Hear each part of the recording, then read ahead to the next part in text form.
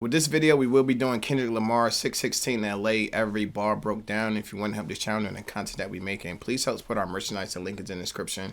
If you didn't hit the like button, make sure you hit the like button. Try and get the channel to grow. And the only way we're going to do this if you like, share, and comment on the content. So without further ado, let's get into the video. Let's go.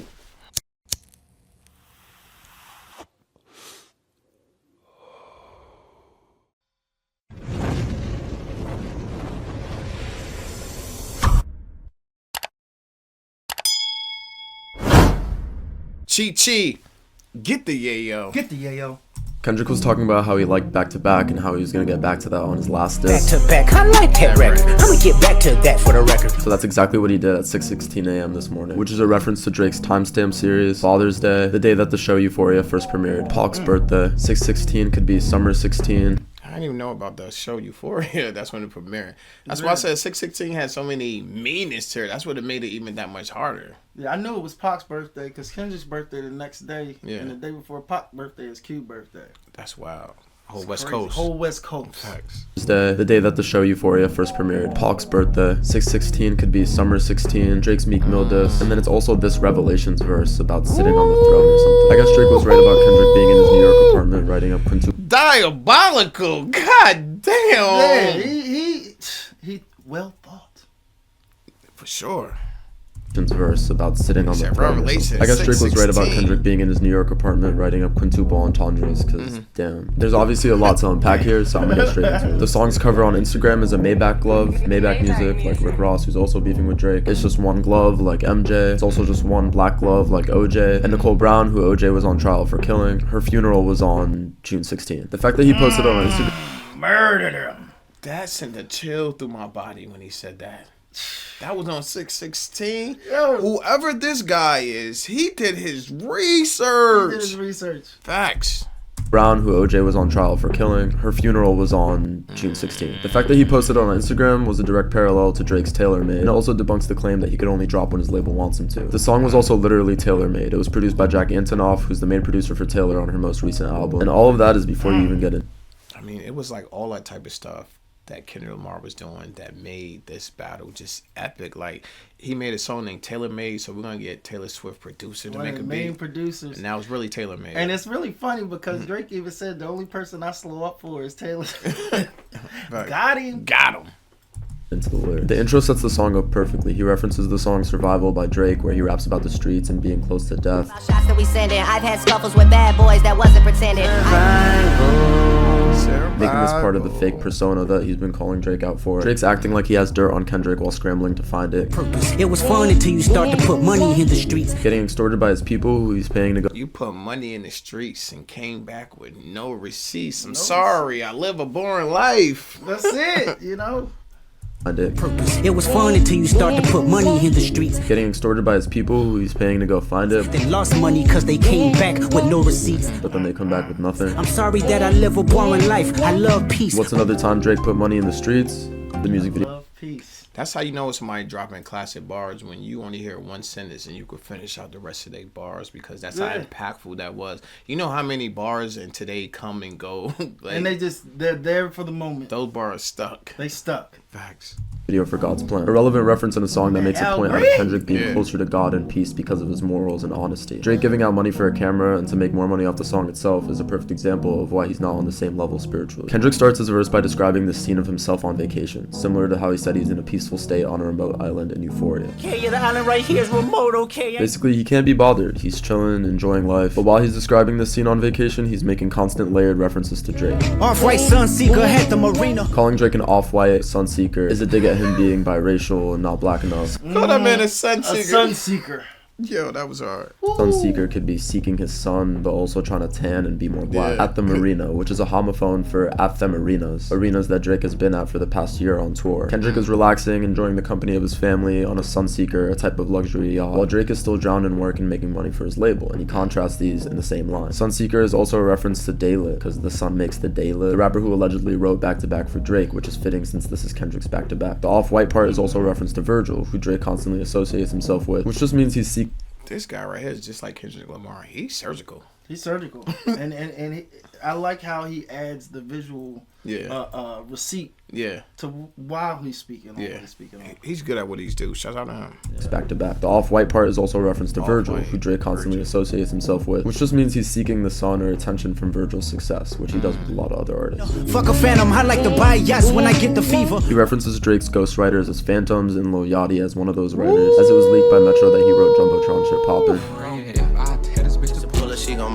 The Fever is also a yacht brand, and Drake once admitted to renting a Phantom in 2007 for $5,000 a month. Another example of Drake faking his persona to fit in. Kendrick buying things in a fever and to fill a void is a concept he talked about in United in Green. A couple of mansions just for practice, breathe different. Wine cooler spill on my white t-shirt, the sightseer. Those red wine stains on his shirt double as blood splatter from killing Drake in his vacation metaphor. A sightseer is a term for those. See, I didn't even get that bar when he said it spills on my shirt. Splatter spills on his shirt.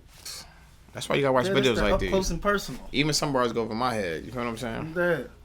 Stains on his shirt Kendrick. double as blood He splatter from killing Drake in his vacation metaphor. A sightseer is a term for those paper targets and gun ranges, and he could just be calling Drake a tourist, just in the culture to see the sights but not really belonging to it. In the first half of the song, he begins to delve into his spiritual side, bringing up a holy trinity-like combination of things that define him. Trifecta, money, morals, and culture. While Drake only has the money, Kendrick has that alongside morals and culture. Passport tatted, that's your hub in Ibiza. He's saying he's well-traveled here, but he's also referencing the album that J. Cole dissed him on. It had a song called Trade the Truth in Ibiza. New Cali's dwellings in Brooklyn just to book me some pizza. This is a response to Drake saying he's struggling in that NY apartment. I know you in that NY apartment, you struggling right now, I know it. But does he know something we don't about when Drake and KD went there for dinner in 2020? The last time we referenced a restaurant, it was New Hall King in Toronto, where Drake got robbed in 2009. It's only God can teleport this type of freedom. This is a response to Drake saying, Oh, it makes sense right now. That's what I'm saying. Because I knew when he said something about the food place, but I didn't know that was a food place. Drake had got robbed in it. Yeah. And then Drake in his song said, yeah, I got booked for my AP, but something.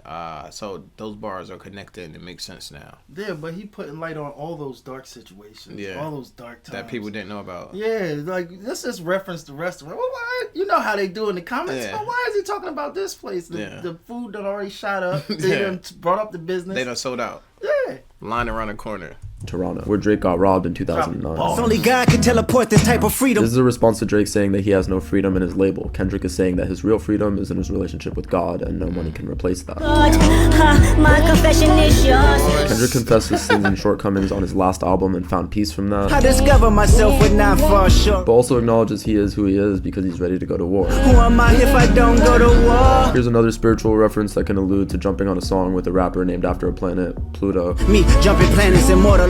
and the falling sky, the world-shattering impact that it had on music and Drake's career that resulted from one verse. Raise my hands to a falling sky. He dropped Euphoria 8/24, Kobe's birthday, and then this song with Pac's birthday. 3 angels watching me all the time. So if those are the angels that are watching him, whoever the next West Coast legend that's watching over him is likely going to be the time he drops the next one. Nipsey was born on August 15th, so if the next song drops at 8:15, I called it. It's also a reference to the religious concept of 3 angels being assigned to people at birth. Put my children to sleep with a prayer, then close my eyes. Definition of peace. Not only is peace from spirituality something that Kendrick has, This is dope now, and I'm just like listening to him and I'm piecing stuff together. Kendrick on his spiritual stuff and the way that he using the numbers, how they be using the numbers, and It's like damn near numerology. what's it called? Is it called gematria, or when you using the numbers? No, I hear how you saying in sequence. Yeah. But it connects the spirituality and the number system.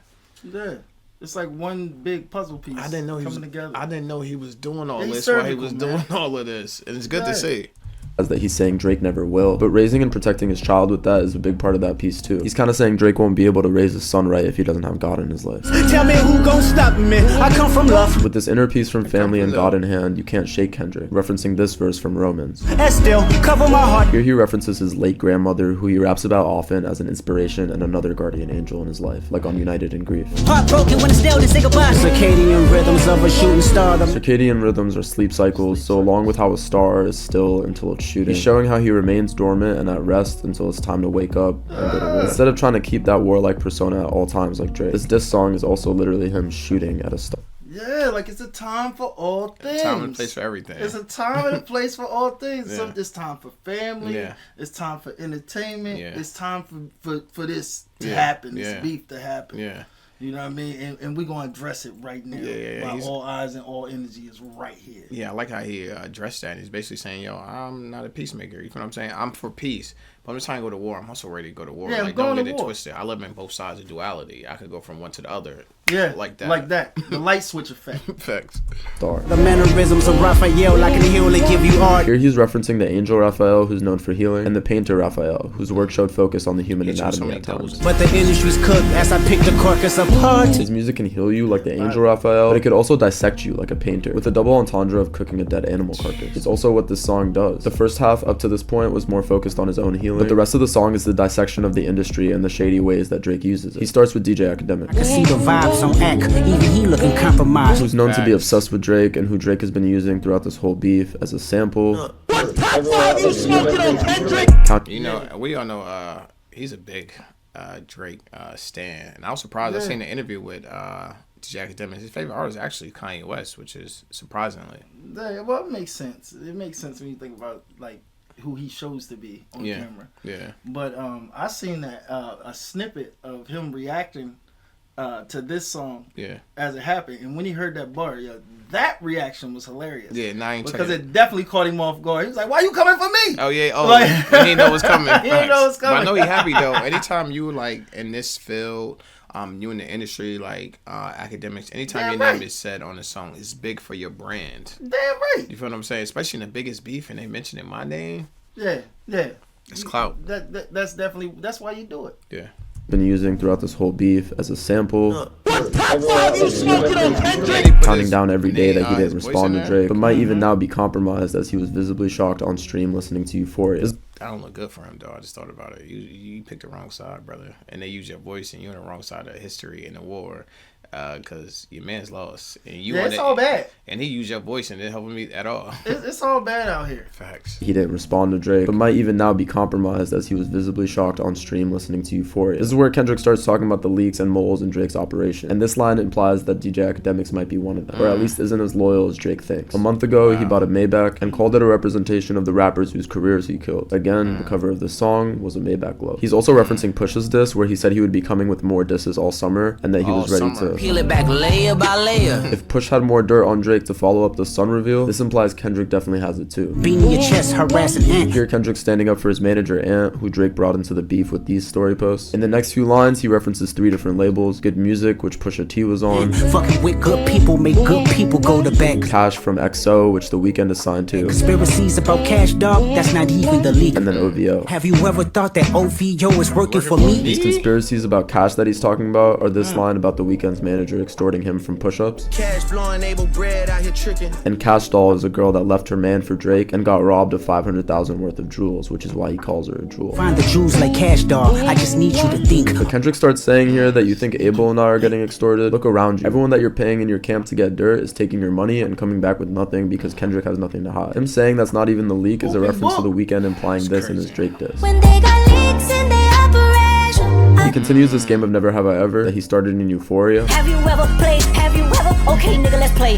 Are you finally ready to play? Have you ever? Let's see. As a dig at Drake's creepy relationships with high schoolers. And after that comes the line about someone in OVO working for Kendrick. And here's what he's been hearing from that leak. You must be a terrible person. Everyone inside your team is whispering that you deserve it. There's probably something we don't know about how Drake is treating the people in his camp, which is making them resent him and secretly side with Kendrick. And now he's got a source of dirt that he didn't have to go around and pay for, like he said on Euphoria. I mean, we all know a situation like Drake, got a bunch of entitled people around him. It could be like you don't do something for somebody fast enough, or you give them $10,000 and they wanted $15,000, and they automatically become a frenemy to you, and they lurking around you because they still need you to keep dropping them golden eggs that you dropping, but they resenting what you're dropping. They feel that's what 50 Cent talk about all the time. People have people got a sense of entitlement. You could buy them a car and they be like, oh, you could have bought me a house too. It's never enough for some people. It's never enough. Yeah. It's never enough. Especially when it's not you spending. Yeah. When it's not you spending, you don't even see the dent. People don't have no problem spending someone else's money. At all. You know what I'm saying? And then they're going to hit you with the, well, if I was in position, I would have did. But it just sounds good. It sounds good as hell.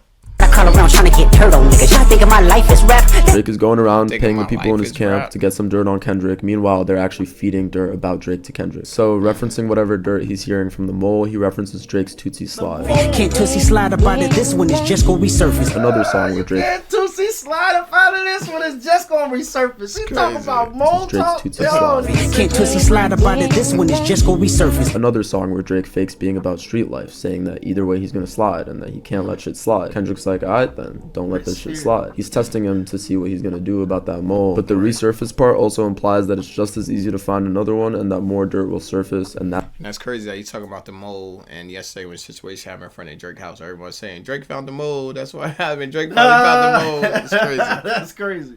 That's how disloyal Drake's camp is. Every dog gotta have his day. Now live in your purpose. This line is a double reference to For All the Dogs, and this line in Kendrick's For Free. Every dog has his day. Now doggy style shall help. A song that Drake interpolated with a DJ Khaled record of the same name. Then we get those lines about Drake not finding any real dirt that I mentioned before, claiming again that Drake has to be careful about who's wired up, leaking things against him. Know the wires in your circle should puzzle you. Again calling his street persona fake by saying if he was really from the streets, he wouldn't have that many people around him extorting him. If you were street smart, then you would have caught that your entourage is only to hustle you. If Drake is coming after all these rappers for spending the money he does on women and men in their camp on push-ups, Shit we do for bitches, he doing for niggas. Kendrick is responding by saying not only are you paying even more people, 100 niggas that you got on salary, a lot of them would rather see you dead. and 20 of them want you as a casualty. He references Beam here as one of those 20. And one of them is actually next to you. The singer-songwriter that he called out as one of Drake's writers on Euphoria. 20v1, this 1v20 if I gotta smack niggas that right with you. Yeah, tell Bean that he better stay right with you. Finally, he's coming after Drake for using media 20 versus 1. Nah, this is a 1 versus 20. If I gotta address people that right with you, and Bean telling me he could stay right there with you. That was hard. I didn't know what he was talking about when he said that, but this guy's breaking this down. It's making that song even that much more tougher than I really thought it was, and I thought it was a very, very tough song. Yeah, because Kendrick, as it's broken down and cleared up, he really took that Al Green type uncle approach. Yeah, I'm gonna talk to you in plain sight where everybody see and they don't know what we talking about, but you do. Yeah, I said on that song it was like almost like Kendrick put his arm around Drake and like, yo, let me talk to you. You feel what I'm saying? The arm around the neck and you just talking to him. That's what it felt like. I gotta smack niggas that right with you. Yeah, tell Bean that he better stay right with you. Finally, he's coming after Drake for using media sources like academics and industry plants like Zach Bia. You're playing nerdy with Zach Bia and Twitter bots to spread propaganda and try to sway the public. You playing dirty with propaganda, he'll blow up on you. A lot of people have accused Drake of using Twitter bots to slander his enemies since the Pusha T beat. With all these screenshots popping up now of fake accounts and big rap pages that glaze Drake popping out of nowhere. The little means is losing steam, they figured you out. Kendrick is saying time's up on trying to win the battle on the internet through memes and what he calls forced opinions. The forced opinions is not convincing, I need a new route. Basically all these posts and comments making people think they're taking his side because people are going to figure it out eventually. It's an interesting claim to make. Whatever comments are flooded with can really influence people's opinions before they hear a song. Drake's been using this to his advantage with the AI tracks. But Kendrick is saying bar for bar, he could expose Drake and make it so that these gimmicks don't work. He gives him one last warning to find out who. And that's what I said. He used the verb. He said gimmicks. I said he's running out of gimmicks. Like when it first dropped, I was like, yo, that when he addressed the one where he dropped where he kind of came at everybody. And I was with the 20v1 jump. Yeah, okay. And I was saying like, yo, when Kendrick shot his shot off, he shot it at him. Yeah. I was like, you know what I mean? That was a good diversion. Yeah. But you're going to have to address this one. Yeah. And then all this other stuff just started stacking up after that. You know what I mean? Because he had to address it. But like the gimmicks is running out. Yeah, they ran out. And they ran out. They ran out. They're finito. Who's really loyal and who's not around him. It's time that you look around on who's around you. And in the last line, before you figure that you're not alone, ask what Mike would do. He references the disses What Would Meek Do by Pusha T, Drake's diss on Future, What Would Pluto Do, the common religious saying, What Would Jesus Do, and makes one last reference to Drake calling himself MJ by referencing You Are Not Alone. You Are Not Alone was composed by R. Kelly. I think it was written by him too, making it another reference to Drake's Diddy allegation. Thank you guys so much for watching this video and the last one. Let me know what I missed in the comments and subscribe for breakdowns of every. Lamar Wilson here representing Ghetto Action News Network _ all lower cases, no spaces. You can find us on Facebook. When you do, follow the page, leave some comments, share something, come back. All right, we're gonna get right into this. Kendrick Lamar's 616 LA breakdown. Every Drake diss explained. I thought this was very well put together. Me too. I liked the way the dots was connected. He definitely hit some points that I didn't even think about. Yeah, me too. And I was I was impressed with the visuals as well. Yeah. Towards this, it just really put this piece all together, and it was a Definitely. great conversation starter. Yeah. There's so many layers Yeah. and levels to this situation and that we've been watching, and even how it ended so abruptly. It started fast and ended even faster. It's looking like. It was an overwhelming bombing situation that went on, like bang, bang, bang. And after that, now we just seeing what remains. And right Not now, much. not much. It looked like much at total decimation. Yeah. You know what I mean? Kendrick came and he left, and that's what we see. So, what do you think about this? I think this is crazy. I definitely like everything that the guy put together in this. It make the song even that much more better. And I just tell you about Kendrick's pen. No one's gonna get Kendrick's all his bars unless you go do research to get all the bars. This guy's had to go take out a lot of time and research everything to get it down like that, because that's just how good Kendrick is with his pen. It's a good video. He broke it down perfectly. Can't wait to see what else come out of this. But until then, it's your boy Trey TV, and I'm out.